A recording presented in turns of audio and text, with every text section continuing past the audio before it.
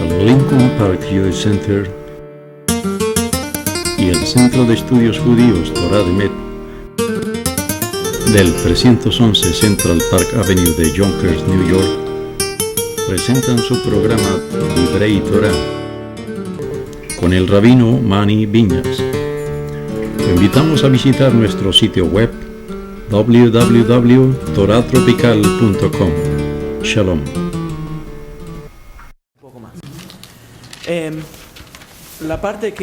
El interés que tengo aquí es que desafortunadamente, afortunadamente y desafortunadamente, existe mucho material en la red, en las computadoras, en el internet, que explica el judaísmo desde el punto de vista ashkenazí y más todavía desde el punto de vista hasídico.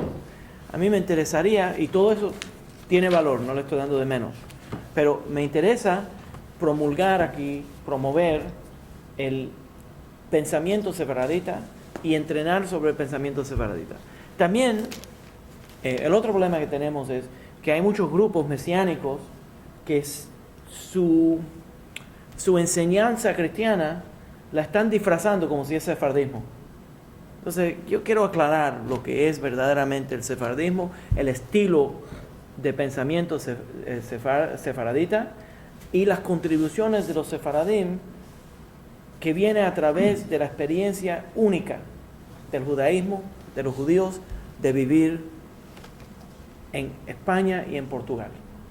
Y la expulsión de España y de Portugal, cómo se ha pasado al Nuevo Mundo, y vamos a entrar a algunos de las glorias de lo que es las contribuciones del rabinato de los grandes sabios que se desarrollaron en España. Y quiero tomar un paso atrás antes de empezar para explicar cómo los judíos llegan a España. Pero déjeme decirle que, por cierto, ahora que lo menciono, comparando, simplemente nada más para comparar, no, tengo un trabalengua, no hablo ni español ni inglés. Entonces, para comparar, no es para criticar, pero nada más para mencionarlo, que si uno ve, como existe tanto esta influencia ashkenazí a través del internet y en el judaísmo, lo menciono nada más para comparar, porque Polonia no se menciona ni una sola vez en toda la Torá. Rusia tampoco, Alemania tampoco, pero España sí se menciona. ¿En la Torá? En el libro de Obadiah. Rusia no está asociada con Og y Magog. Sí, pero indirectamente. Estamos nosotros asumiendo, interpretando de que eso se está refiriendo al país del norte. Pero eso no quiere decir que lo sabemos por seguro. Eso es una interpretación de aplicación, pero no es directamente. Pero en el libro de Obadiah sí menciona los exiliados en Sefarad. En Sefarad, que los exiliados en Sefarad van a retornar y van a heredar los pueblos en el Negev.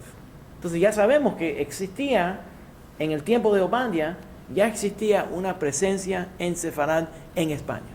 Entonces cuando nosotros hablamos de Sefarad, simplemente para aclarar, cuando hablamos de Sefarad estamos hablando de Iberia, España, Península Iberia, España y Portugal.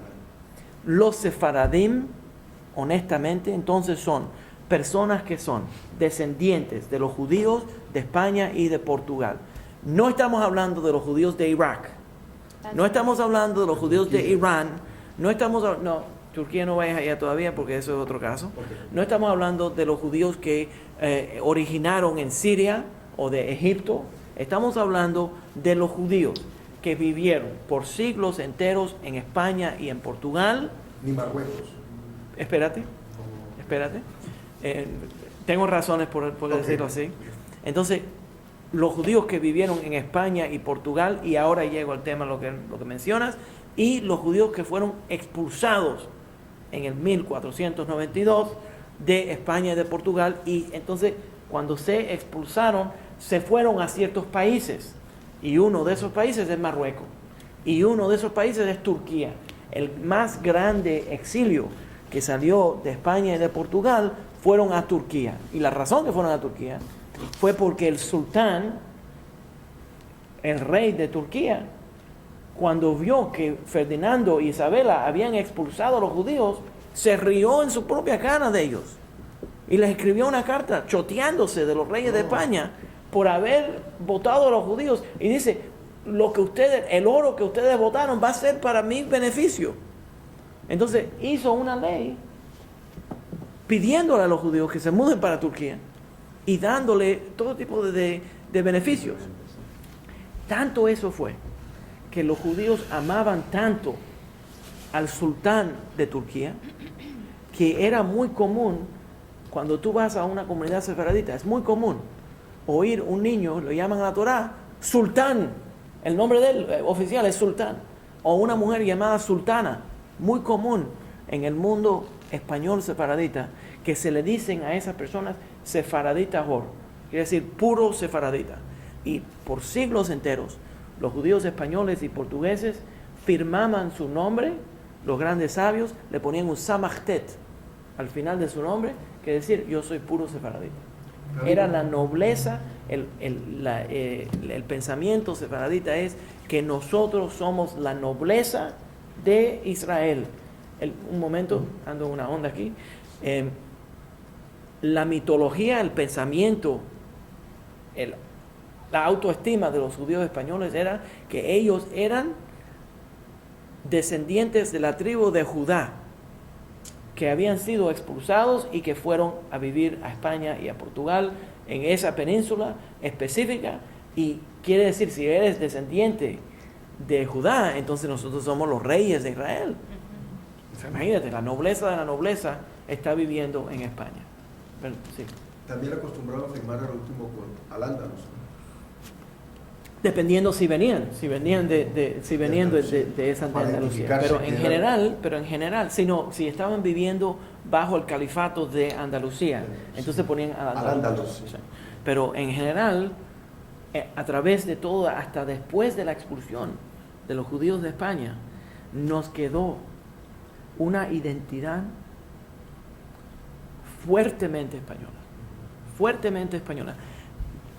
Hay una leyenda muy cubana entre los judíos sefaraditas. Yo me crié en una comunidad sefaradita cubana en Miami,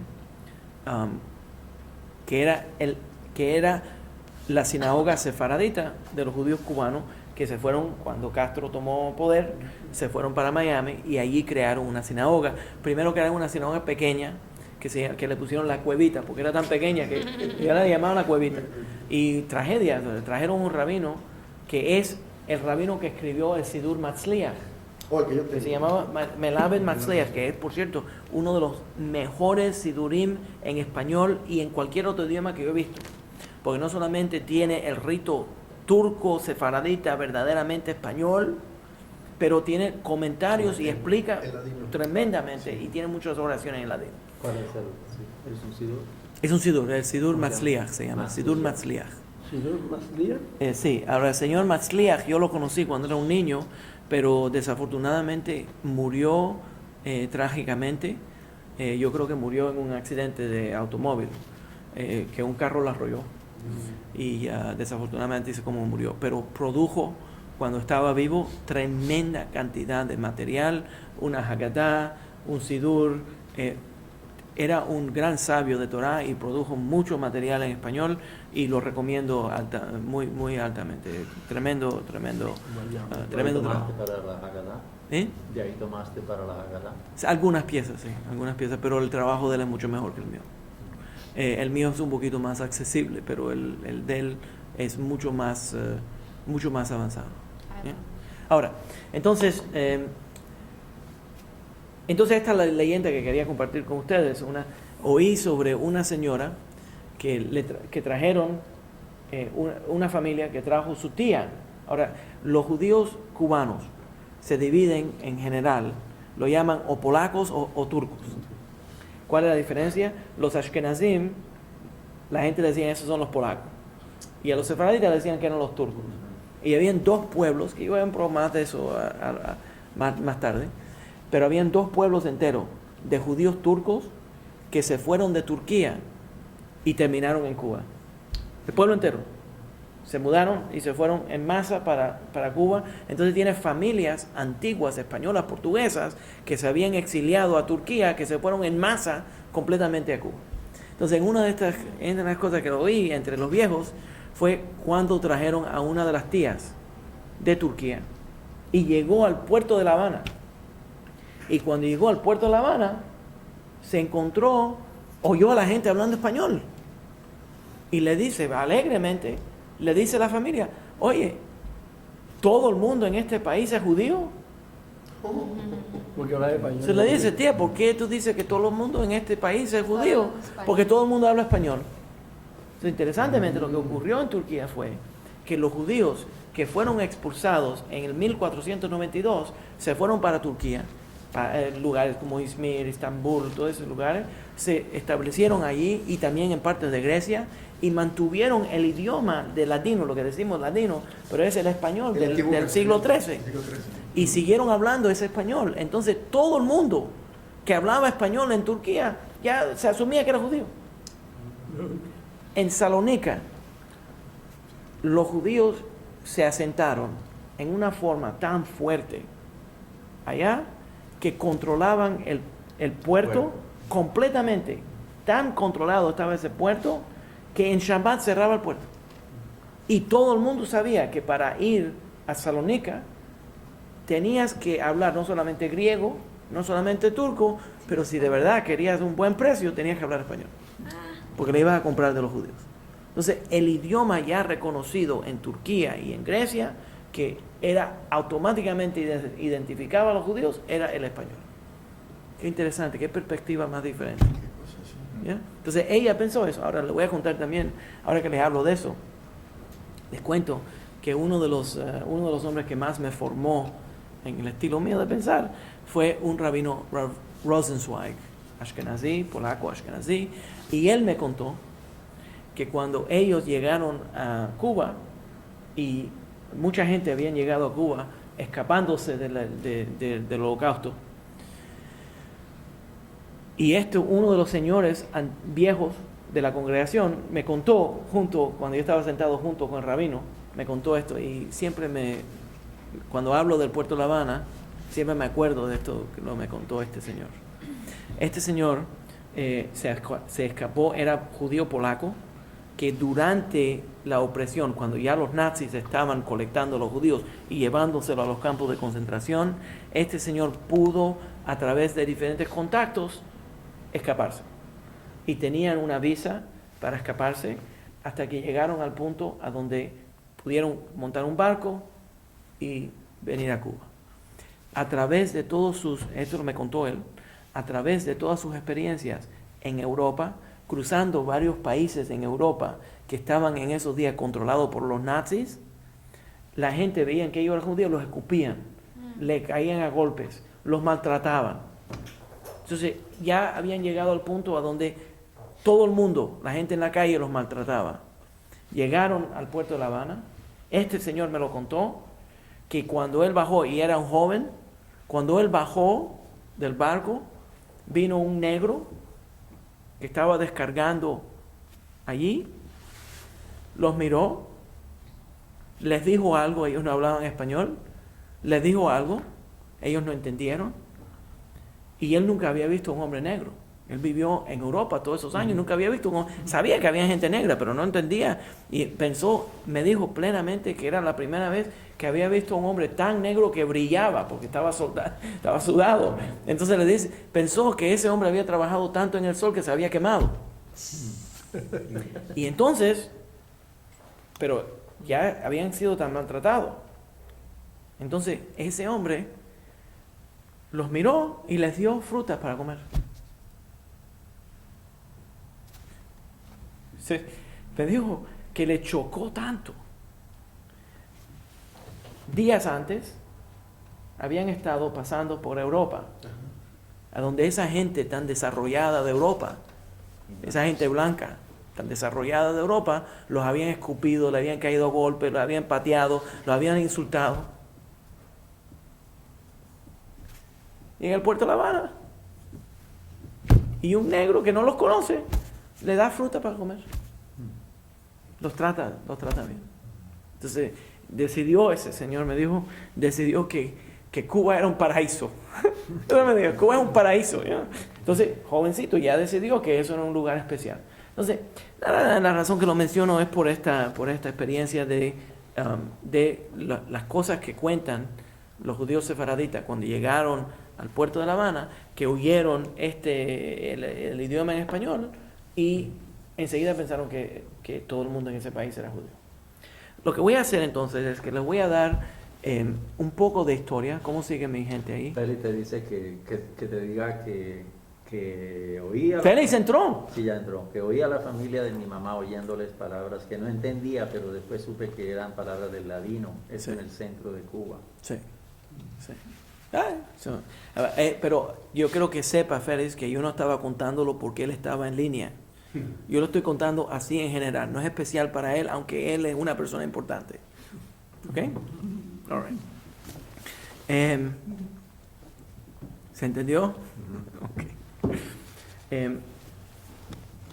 Entonces, lo que yo quiero describirles es un estilo de vida sefaradita que yo creo que es importante mantenerlo.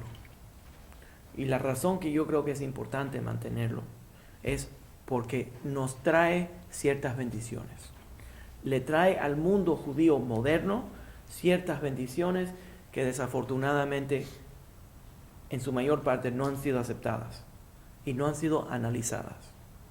En el mundo ashkenazí se desarrolló las diferentes denominaciones ortodoxa, conservative, reform. En el judaísmo sefaradita no desarrollamos ninguna denominaciones.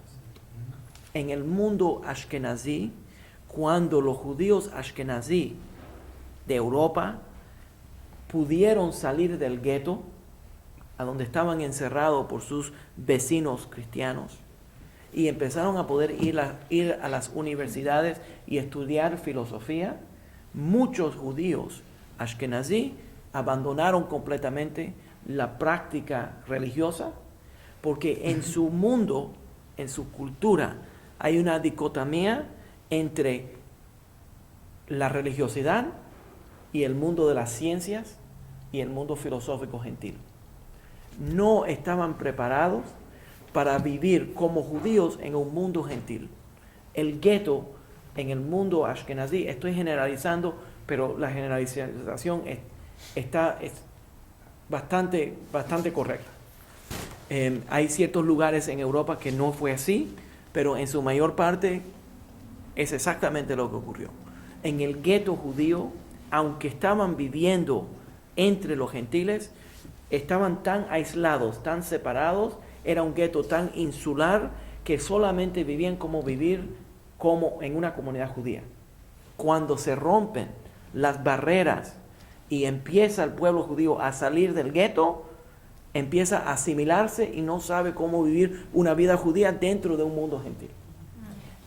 Y no les exagero, no es una exageración, pero históricamente lo sabemos así, y los judíos jasídicos cuentan mucho esto.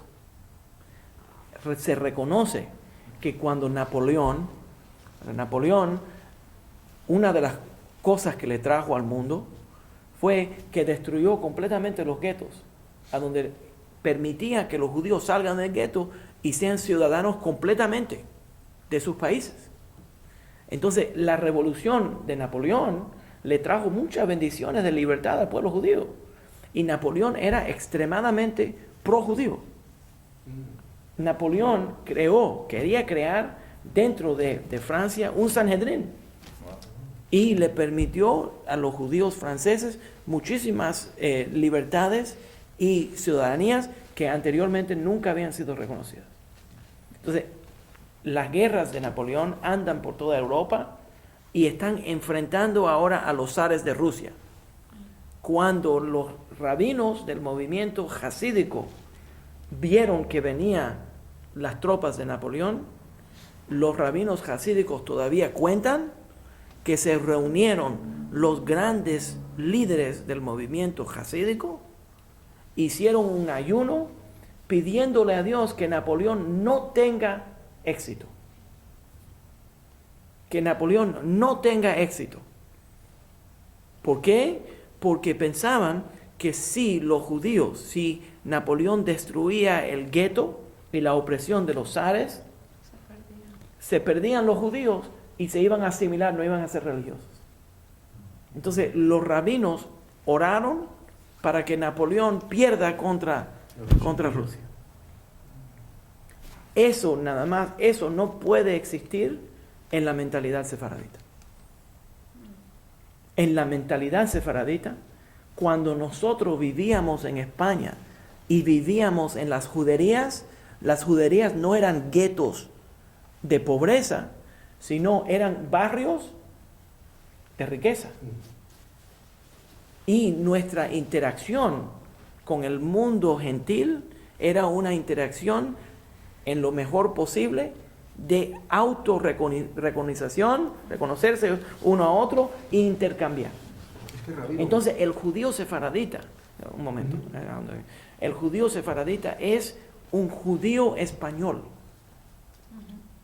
Nuestra identidad es que nosotros somos parte de la cultura que nos rodea y nosotros intercambiamos con esa cultura. Nosotros no somos paranoicos desde el punto de vista sefaradita. Si yo miro al mundo desde el punto de vista sefaradita, mi deseo es aprender las ciencias, mi deseo es aprender las matemáticas, mi deseo es aprender las filosofías. ¿Por qué? Porque esas filosofías no son diferentes a la religión judía, sino van a ayudarme a acercarme a la religión judía. Entonces, mientras yo me voy involucrando al mundo, con el mundo, yo voy usando las herramientas que el mundo me trae y yo las voy a usar para acercarme más a mi práctica judía. Perdóname. No, es que hubo una bendición tan grande, puesto que convivieron las tres religiones juntas, sin ningún problema. Y ahí es donde vamos, a la convivencia, exactamente. Y ese es el lugar a donde se va mezclando y tienen esta interacción los judíos, los moros y los cristianos. Y esta interacción crea una posibilidad enorme en el desarrollo del pueblo judío y del resto de las naciones que lo rodean. Y eso solamente, señores, eso solamente ha ocurrido en un solo lugar en el mundo. Y es España. España y Portugal. Entonces, cuando los judíos son votados, expulsados de España, los judíos sefaraditas se quedan añorando para España. El añoro es enorme. Tanto que las leyendas son que los judíos que salen de España salen llorando de España. Se llevan la llave de su casa.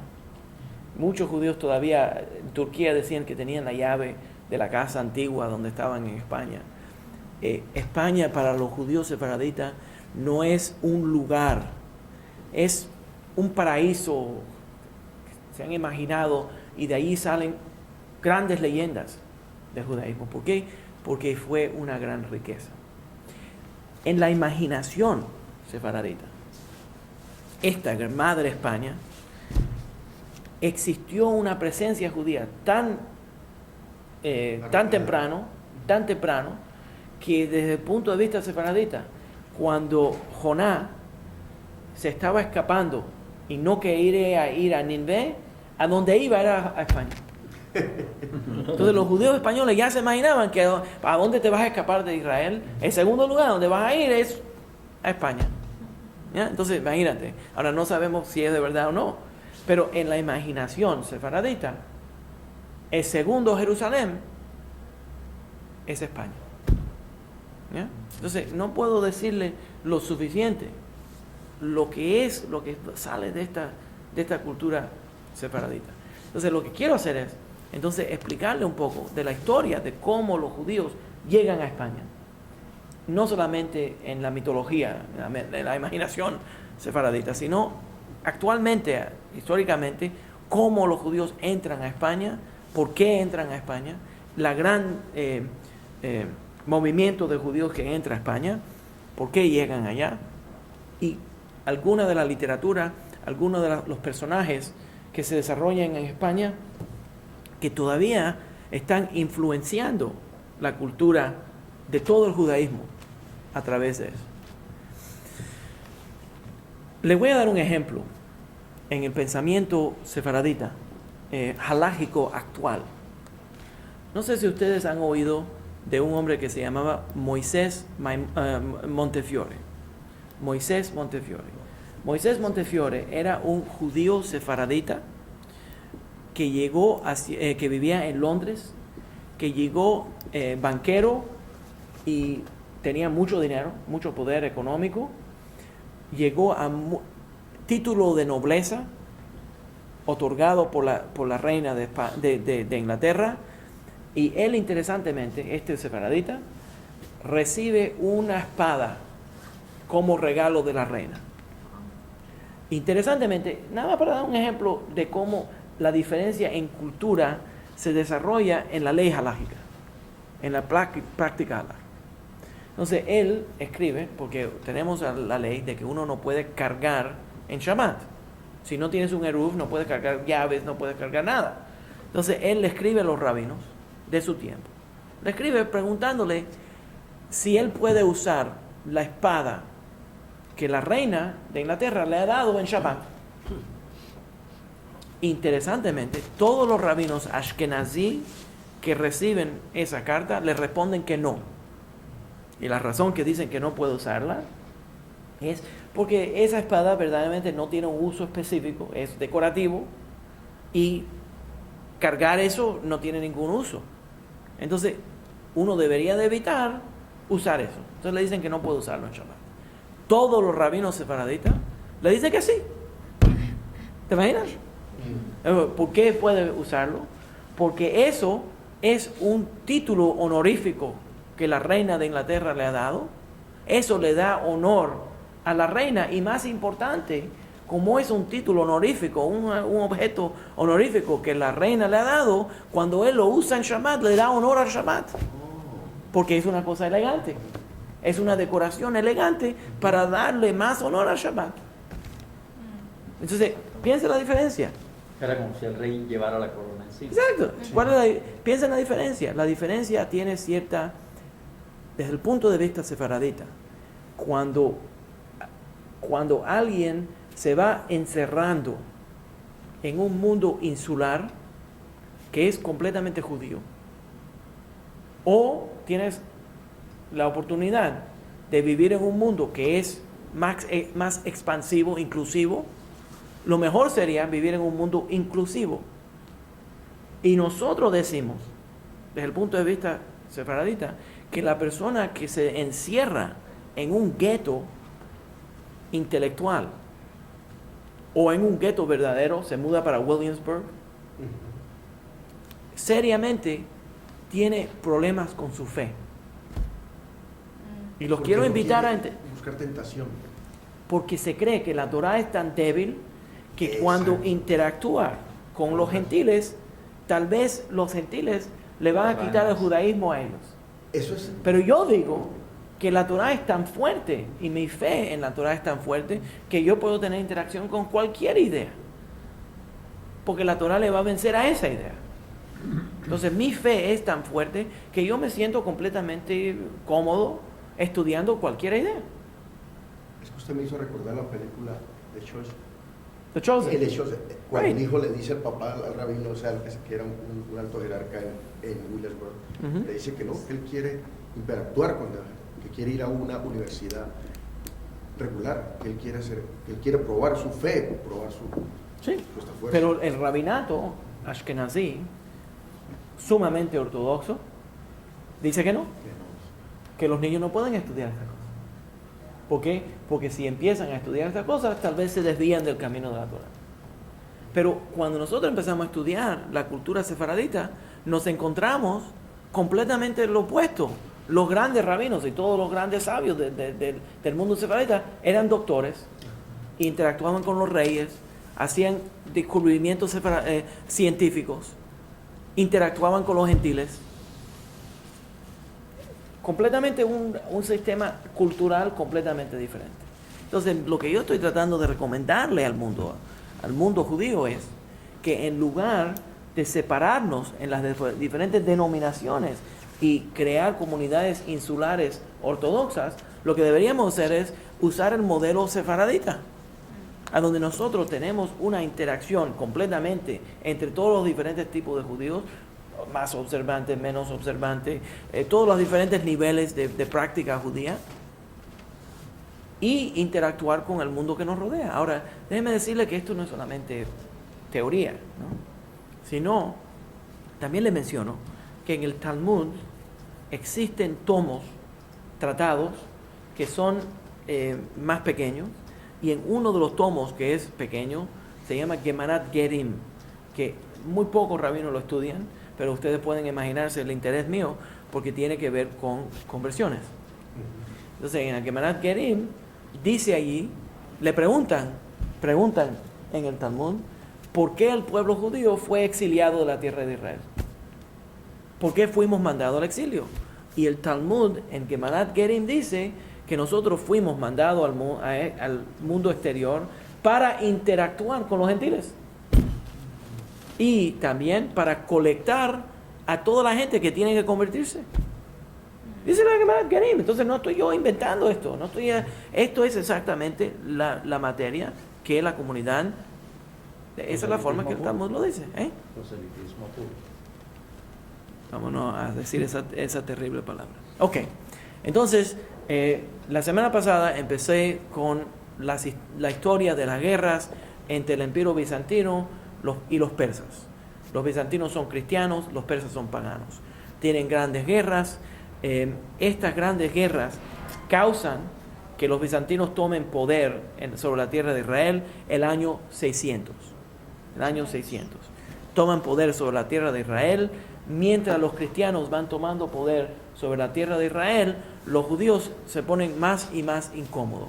Ahora, una de las cosas que quiero estar seguro de que entiendan, que la expulsión, el exilio romano, no tiene una fecha. Importante entender esto.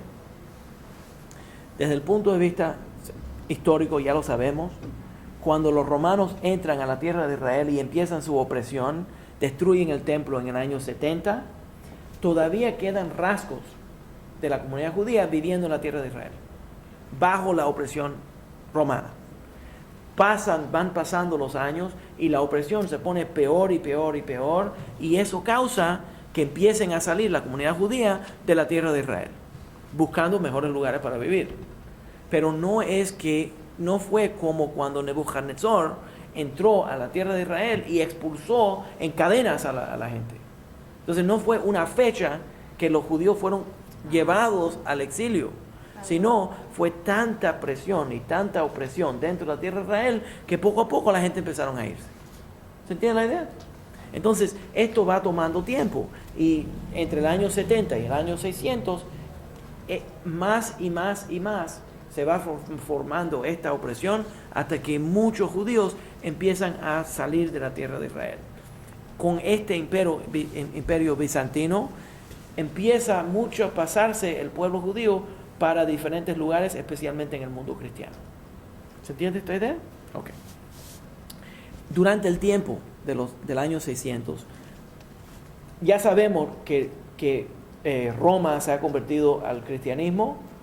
Constantino ha aceptado el cristianismo, ha convertido al imperio romano, que entonces empieza a crecer la religión cristiana dentro de lo que nosotros sabemos hoy en día, el mundo cristiano. ¿Qué está ocurriendo en el año 600 con los árabes?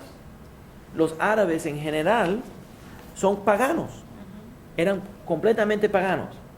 Islam, Mohammed todavía no ha empezado su misión, y ellos empiezan a ofrecer, tenían en ese tiempo práctica con la luna, ya yo lo he dicho, práctica con la luna, y entonces al final Mohammed empieza a predicarles, Mahoma empieza a predicarles, y ellos aceptan Islam.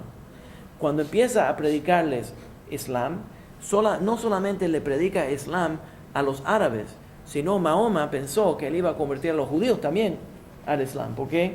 Porque lo que hizo fue que cogió un poquito de judaísmo, cogió un poquito de cristianismo, cogió un poquito del paganismo árabe, lo mezcló todo, y entonces ahora le voy a ofrecer algo al mundo que todo el mundo quiere. pero desafortunadamente los únicos que lo querían eran los árabes, que eran paganos, y no todos, porque los líderes de las tribus árabes trataron de matar a Mahoma. ¿Ya? Entonces, la multitud, las masas en el mundo árabe aceptó el mensaje de Islam. En el año 622, cuando los líderes de las tribus árabes trataron de matar a Mahoma, es muy común, él se muda de Meca a Medina. En ese momento es cuando empieza el almanaque islámico. Eso se llama el Hejirah. Ese Hejirah, cuando la gente va a Medina, le dicen el Hajj, que hizo el Hajj. Entonces esto es copiando la experiencia de Mahoma saliendo de Meca y yéndose a exiliarse, a refugiarse en Medina. Entonces empieza a crecer por cierto, lo interesante fue que el imperio bizantino, cuando empieza a analizar lo que estaba creciendo con Mahoma, decidieron que esto era una cosa que no iba a tomar. Que los árabes no van a aceptar esto y que podían ignorarlo, que no tenían que ponerle atención. Qué fallo. Entonces crece este movimiento dentro del mundo árabe y mientras empieza este movimiento, Mahoma hace este cambio, se muda de Meca a Medina en el año 622. En el año 634 ya se forma la forma que se empieza a expandir el imperio árabe es a través de la guerra, y el Islam empieza a pasarse a través de la guerra a la fuerza. Viene de 3 diferentes direcciones una invasión islámica a la tierra de Israel. Y de esa forma toman ellos control de la tierra de Judea, de la tierra de Israel. ¿En el 22? En el año 634. En el 637 completamente le ganan los musulmanes al imperio bizantino. En el año 638, por el año 638 ya el imperio árabe controla Siria, Judea, el norte de África, Babilonia y Irak. La primera dinastía que toma control sobre la tierra de Judea es la familia Umayyad. La familia Umayyad, el califato de Umayyad, toma control sobre la tierra de Judea y su capital es Damasco. ¿Ese imperio no es el mismo persa? No. Entonces, ellos convierten a los persas, los conquistan y los convierten a los persas. Pero no es el mismo. El imperio persa es pagano. Este es islámico. ¿Okay? Entonces toman control sobre la tierra de Israel. Cuando el calif de la familia Umayyad entra a Jerusalén, lo que se encuentra, esto es el año 638, lo que se encuentra es que el imperio bizantino había usado la plataforma a donde estaba el templo como un lugar para echar basura. Los romanos ya habían destruido el sagrado templo y lo que quedaban eran las ruinas desde el año 70 y estamos en el año 600 de las ruinas del templo, y allí arriba de las ruinas del templo habían echado todo tipo de basura y habían destruido completamente todo este área, los cristianos. Entonces el calif, que se llamaba Omar, el calif Omar, decide a limpiar todo esto y decide que en la plataforma del templo existe una piedra. Nada más para explicarles un poco sobre la historia judía. Existe una piedra, la roca. Eso, de acuerdo desde el punto de vista judío, esa es la roca de la fundación, el Eben Shetiyah, y ahí es donde estaba el sagrado templo.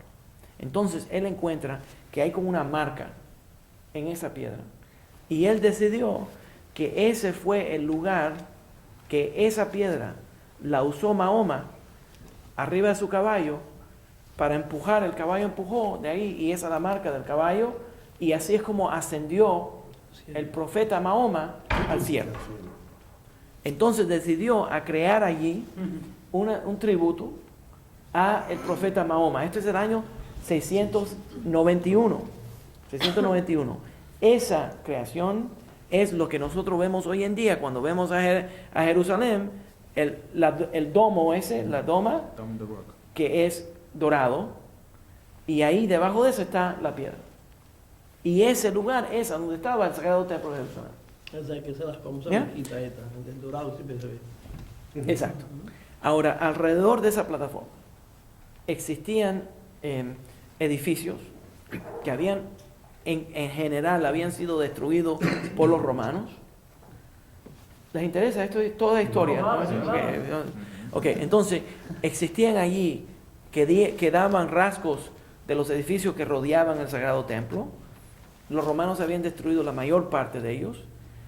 Omar manda, por cierto, Omar murió, el califa Omar murió antes de ver todo esto terminado, pero manda a crear alrededor de esa plataforma, en lo que quedaban de los edificios, esos edificios eran del Sanhedrin. Ahora ya lo hemos mencionado anteriormente religiosamente, en el estudio de religión, cuando dijimos que el Sanhedrin se reunía en la plataforma del Sagrado Templo, porque allí recibían Siyata Deshmaya, recibían como una profecía y podían aplicar la ley. Entonces, toda esa era la sede del Sanhedrin. En la sede del Sanhedrin, creó allí una mezquita y le puso a esa mezquita Al-Aqsa. Al-Aqsa, que quiere decir la mezquita más lejana. Y era un lugar completamente como una mezquita, pero en ese tiempo no se consideró como una grandeza de mezquita. Y después que el califa Omar creó esa mezquita, otros árabes no aceptaban que ese era el lugar a donde ascendió Mahoma al cielo, y no respetaban el lugar.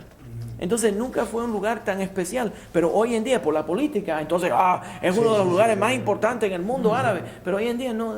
Pero la verdad es que cuando se creó, y hasta dentro de la dinastía Umayyad, no se consideraba importante. Y luego cuando los Abbasid, cuando el califato Abbasid viene de Irak y invade, completamente le dieron de menos, porque eso era una cosa que el califa Omar había creado y ellos no le daban ningún respeto a eso. Entonces, allí, ahora por cierto, déjenme mencionarle que una de las cosas que la familia del califato Umayyad hizo fue que se encontraron la ciudad antigua de Jerusalén y cómo habían habido tantas guerras, y ya dentro de la tierra de la ciudad antigua de Jerusalén ya vivían muchos judíos y musulmanes y también cristianos. La mayor parte ya los cristianos se habían ido o los habían matado todos completamente. Entonces se encontraron un pueblo que estaba completamente ya destruido, la ciudad.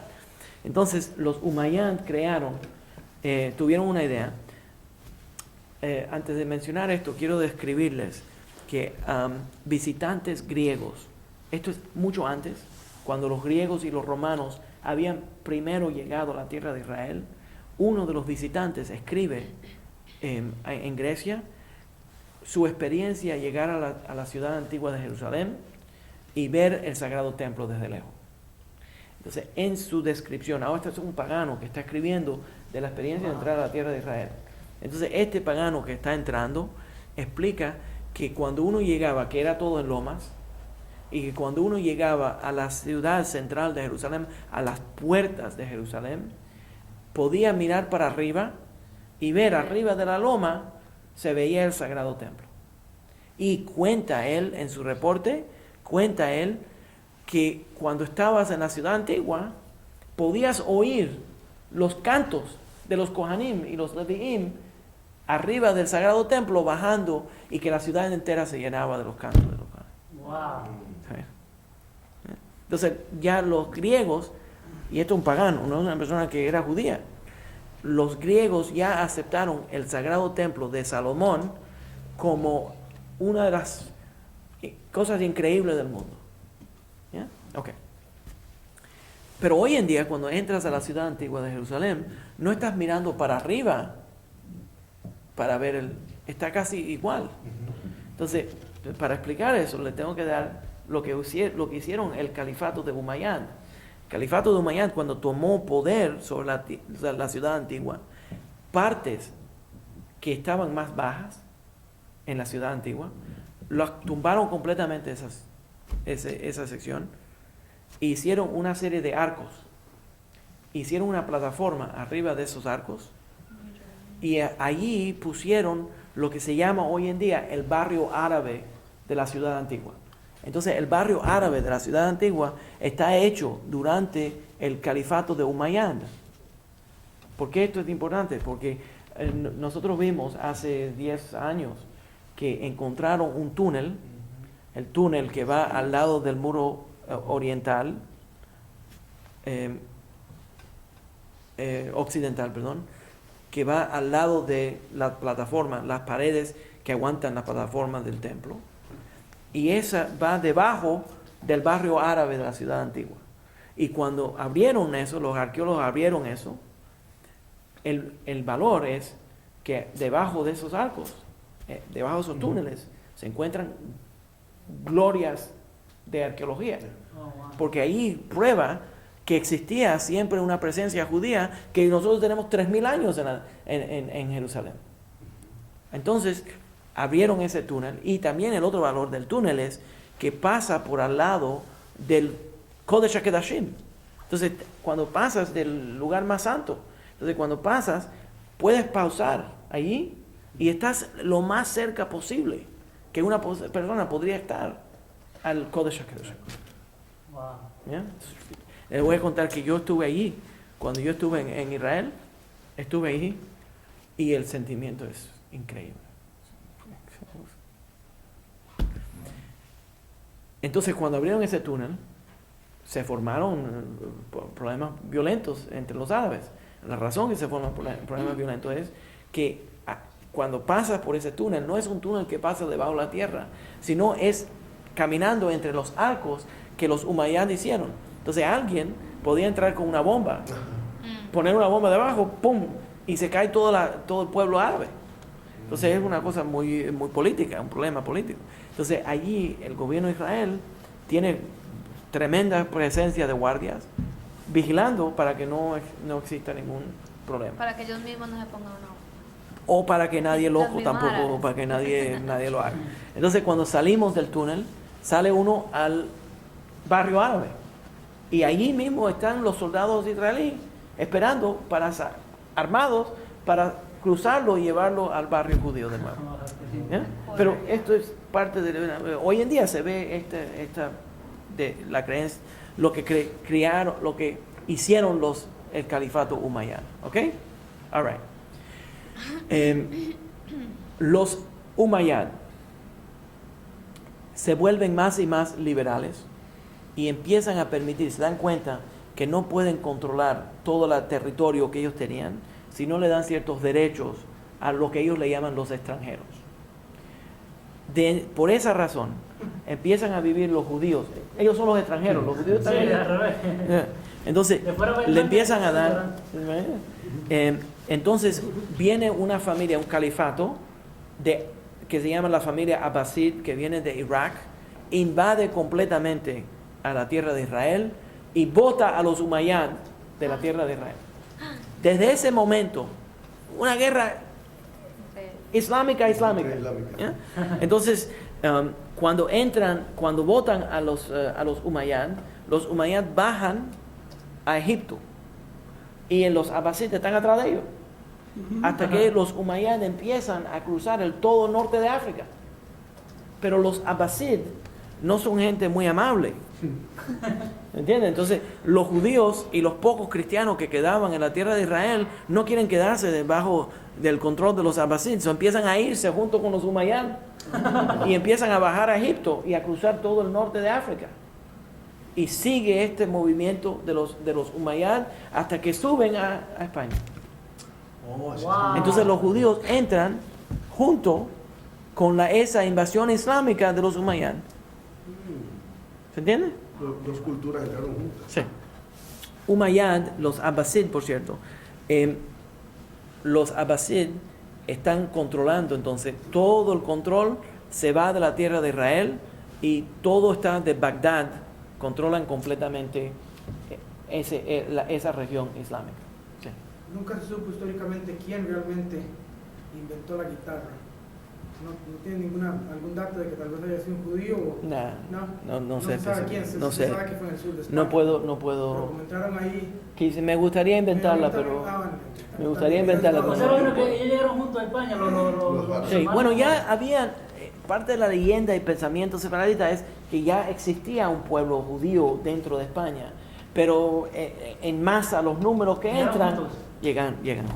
Increíble, porque en la época de la construcción del templo se refiere también a separar para ir a traer oro, ¿no? Exacto. Entonces ya sabemos que existía, pero en masa los números grandes es durante este periodo de tiempo. Ahora déjenme mencionarle un poco más sobre los Abbasí y entonces seguimos hablando de la invasión umayyad a España.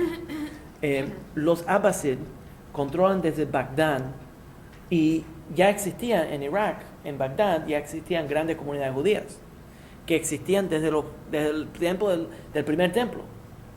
Entonces, esta comunidad, el califato, la familia Abbasí, empieza a moderar su interacción y crearon ciertas leyes. Déjenme decirle las leyes. Primeramente, los judíos le quitaron ciertos derechos a los judíos. Lo primero, que no podían leer el Corán. Los judíos no podían. Terrible castigo. No podían montar a caballo. No podían crear casas que tengan la misma altura de una mezquita. Tiene sentido. Darle importancia a la mezquita. No podían hacer ritos judíos en público, pero sí en privado. No, los hombres judíos no podían casarse con mujeres musulmanas. Qué bueno.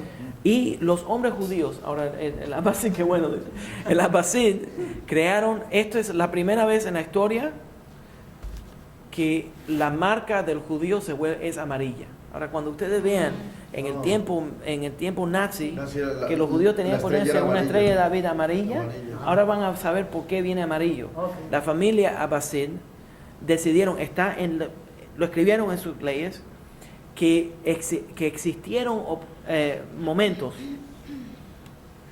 que mujeres árabes, mujeres islámicas, se habían confundido y habían tenido relaciones íntimas con judíos. ¿Y por qué? Porque en la oscuridad los judíos y los musulmanes, los hombres judíos y los musulmanes se parecen. Oh, ahí está la prueba. Porque los dos eran circuncisos. Claro. Pero los cristianos no tenemos este problema porque se sabe porque ellos no eran circuncisos. Entonces le hicieron una ley que el hombre judío tenía que ponerse un cinturón grande amarillo, que era un cinto para que ninguna mujer se confunda y tenga relaciones íntimas con él. Los judíos de Marruecos usan eso, ¿no? ¿Ah? Yo he visto judíos de Marruecos, creo que usan algo así que... Bueno, hoy en día tal vez se usaba, pero era una ley específica contra los judíos. Ahora, poco a poco se van moderando y van permitiendo que se desarrolle más y más esta comunidad judía. La comunidad judía en Irak, entonces, empieza a prosperar, el estudio del judaísmo empieza a prosperar, y allí se crea en Irak 2 yeshivot. Los 2 yeshivot más grandes eran en Sura, la ciudad de Sura, y la ciudad de Pompedita. En la ciudad de Sura y Pompedita, alrededor de los años 700, fue a donde se escribió el Talmud, y por eso que se llama el Talmud de Babilonia. Eso es bajo el califato de Abbasí. Para darle una perspectiva histórica. Y Pompedita. Pompedita. Pregunta. Ya. Con esto del templo, yo siempre he tenido una fascinación con lo que es el arca. Sí. Que Rey David y todo esto. ¿Qué crees tú que haya sido el destino? Porque ¿verdad? Hay conspiraciones y teorías que dicen que ya algún gobierno la tiene, que está en casa de uno de los grandes millonarios que la ha pasado de generación en generación en Europa.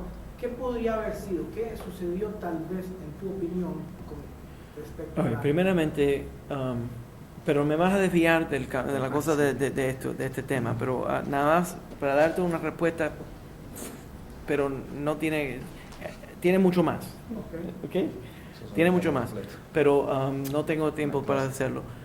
En el segundo templo ya los judíos reconocen que el arca del pacto no estaba. Se salió, se escondió el arca del pacto, el Aron HaKodesh, se escondió después de la destrucción, cuando entraba la destrucción del primer templo. Hay leyendas judías que dicen, hay tres que yo conozco, que te dan 3 diferentes lugares a donde se pudo haber llevado. Uno de ellos es Qumran. Hay una tradición que es de que los Kohanim se lo llevaron a Qumran y lo escondieron en las cavernas de Qumran.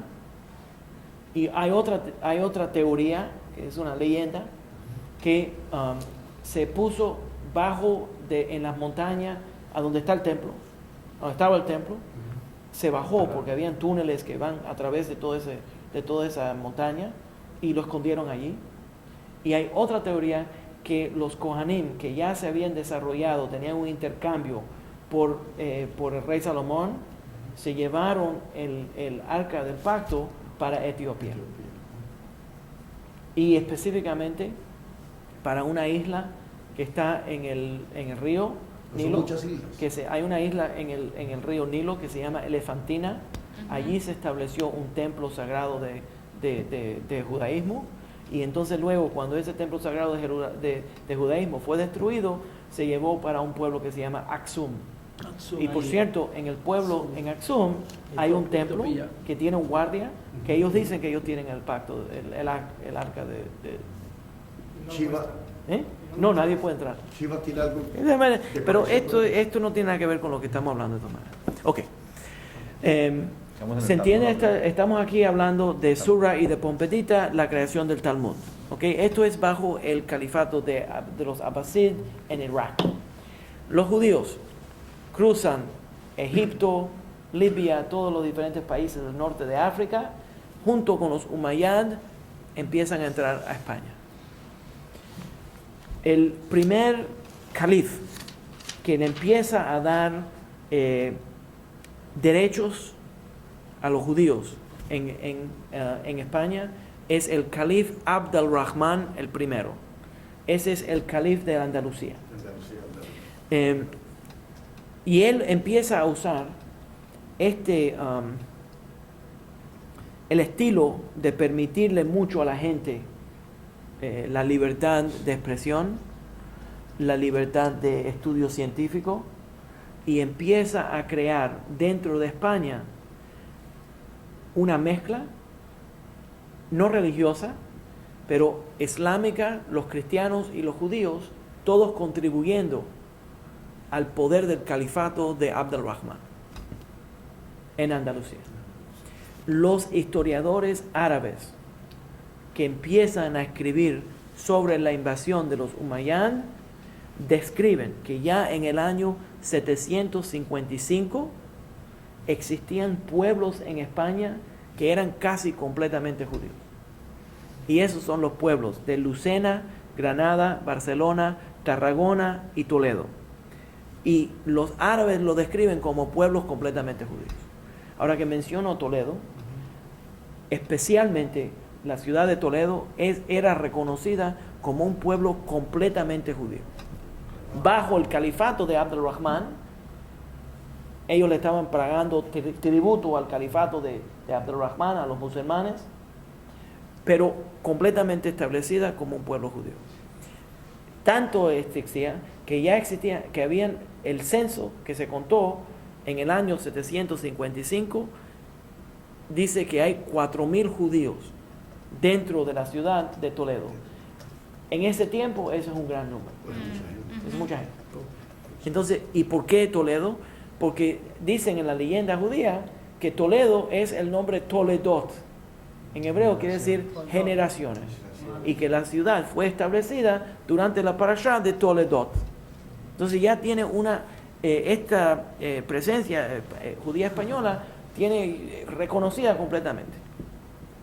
En el año 912 al 911 existía los judíos van viviendo en España durante este periodo de tiempo, sigue persecuciones en otras partes del mundo, y los judíos se dan cuenta que hay libertad en España.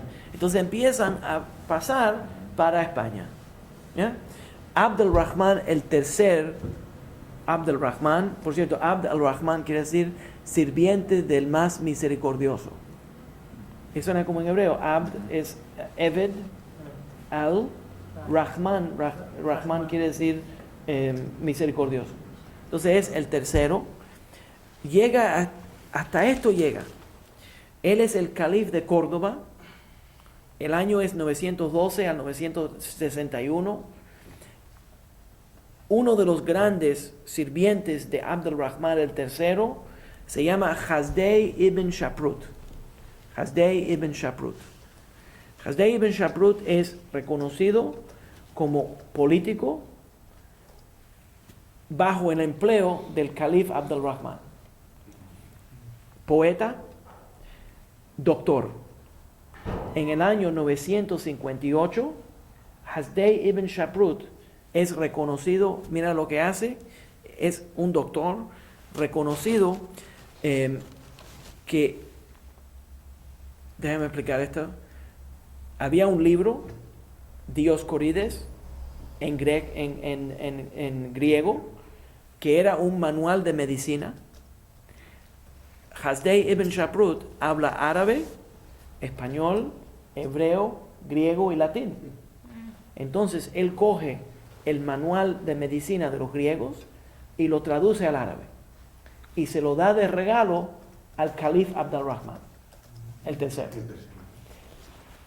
Este Hasdai ibn Shaprut, reconocido como poeta, entonces usa también, por primera vez, usa el estilo de poesía.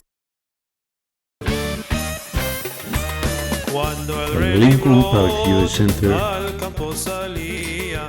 y el Centro de Estudios Judíos Torah de Met del 311 Central Park Avenue de Yonkers, New York, presentaron su programa Divrei Torah con el rabino Mani Viñas. Te invitamos a visitar nuestro sitio web www.torahtropical.com. Shalom. Padre querido, Padre bendito, luz de Israel.